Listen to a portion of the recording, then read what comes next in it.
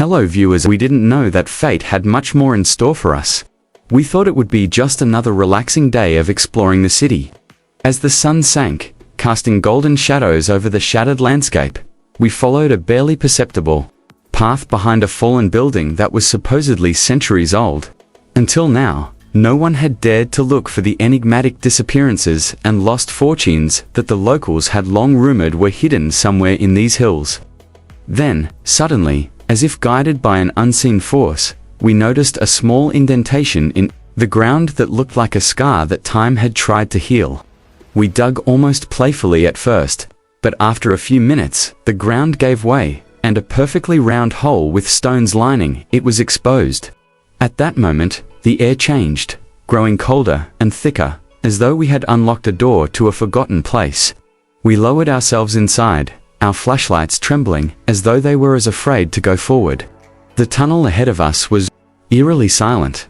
The silence seems alive. We had to choose between horror and fascination with each step we took.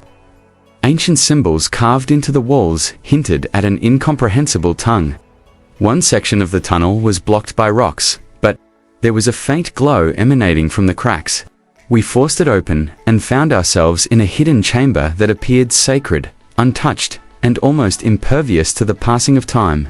The place was filled with rusted swords, enormous urns, shattered statues, and manuscripts wrapped in rotting cloth. One of the statues had gemstone eyes that gleamed in the darkness. As we dug deeper, we found a chest sealed with iron. We pushed it open with all our might, and we were amazed by what we found. Strange instruments, golden masks, piles of cash, with royal symbols, and what appeared to be a map that might have led to a whole underground city and more riches. Our hands shuddered as we touched history that had been buried for 1,000 years or more. Suddenly, we heard a faint sound. Was it a whisper or the wind? A presence? A shift? Were we truly by ourselves, or had we just ruined something that would never be recovered? This was not just a discovery. It was the beginning of a story that had been hidden, waiting, and untold until now. We decided to stay longer. Curiosity had us completely captivated. We lit more candles and then went down a small corridor that led off from the main room. The deeper we dug, the stranger things became. The temperature fell precipitously, and the walls began to shimmer, not from gold or jewels, but from a strange mineral that pulsed faintly with light, as though the tunnel itself were alive. There was an old-world smell to the air, a mix of soil, decomposition, and something sweet, like incense. After that, we entered a circular room with pillars carved in the shapes of legendary creatures we had never seen before. Forms that were half bird, half human, with wings spread wide. On a raised platform in the center was a stone box with a lock that did not have a keyhole. Even more horrifying were the warnings engraved throughout the box in several languages, some of which were extinct, and some of which were contemporary, even though we couldn't open it. Sayings like, "Do not wake the eternal, let the past sleep, and he who opens this must pay the price." We didn't touch the box, not just yet. Somehow, we weren't ready. Instead, we filmed everything. Every relic, every strange marking, every sound.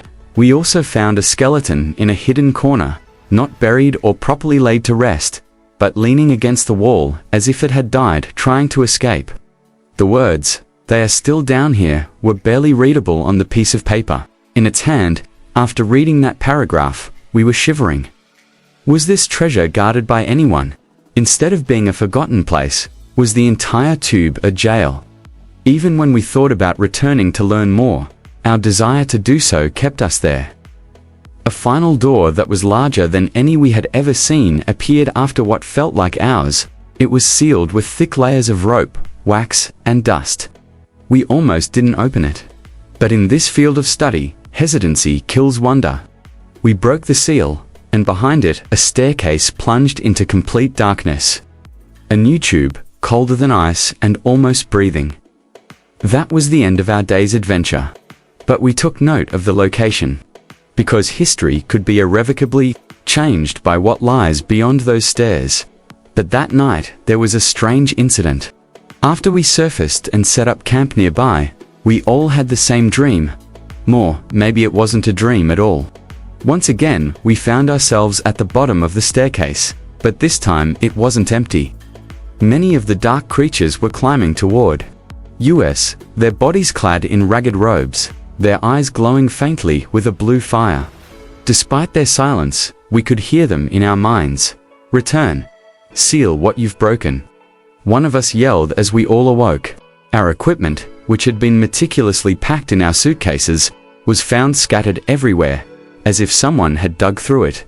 But there were no signs of trespassing, no tracks.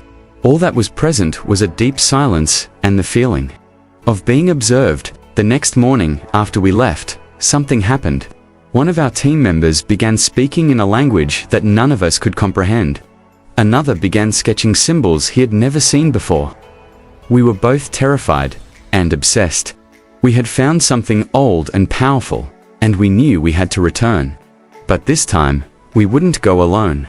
We would invite experts, interpreters, and an entire crew because we believe there is more than just treasure beneath that staircase. It transcends history. It might be the entrance to a society that has long since disappeared, or it might be something far darker. And the world should know what we found. But the question remains, are we exposing secrets? Don't forget to like, subscribe, and share. See you in next video.